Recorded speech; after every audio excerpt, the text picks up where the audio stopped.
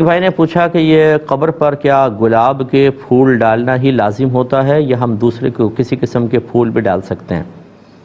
دیکھیں، غلط فہمی کا ازالہ کر لیں کہ نبی کریم صلی اللہ علیہ وسلم ایک دفعہ دو قبور کے پاس سے گزرے.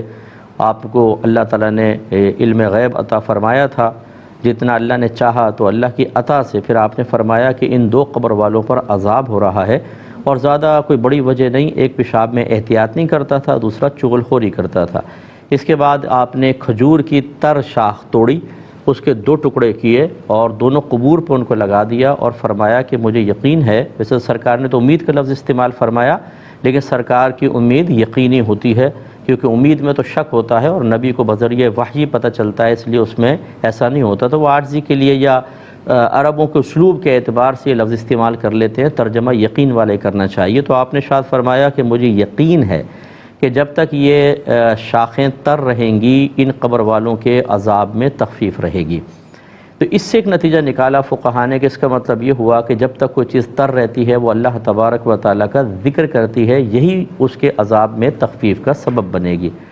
پھر یہ تھوڑا سا ماحول بدلا، اب کہاں سے شاخیں توڑ توڑ کے ڈالتے، تو لہٰذا یہ پھول ڈالنے کا، خصوصاً ہمارے ہندوستان پاکستان میں پھول ڈالنے کا رواج جاری ہوا اور لوگوں گلاب کے پھول ڈالنے لگے. اور ارادہ وہی تھا، نیت اور قصد وہی تھا کہ جب تک یہ پھول کی پتیاں تر رہیں گی، ذکر کریں گی، تو مردے کو اس کا نفع پہنچے گا. اس کا مطلب ہے کہ اصل گلاب کے پھول نہیں تھے، گلاب کی پتی نہیں تھی، بلکہ ایک چیز کا تر ہونا اور تر رہتے ہوئے ذکر الہی کرنا اور اس سے مردے کو فائدہ پہنچنا.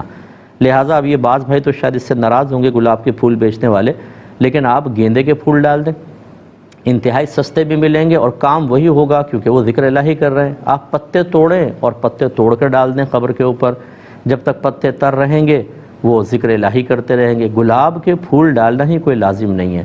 تو یہ اتنے مہنگے کر دیتے ہیں شب برات کے اندر، جو مطلب یہ کہ 50 روپے کے شاید کلو ملتے ہیں، وہ 200 250 300 600 روپے تک کلو.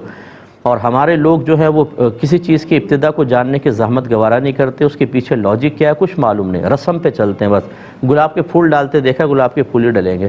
بھئی آپ کو اور پھول ڈال لیں، آپ کا کم پیسہ بھی لگے گا اور فائدہ وہی ہے. تو امید ہے کہ آپ بات سمجھ گئے ہوں گے.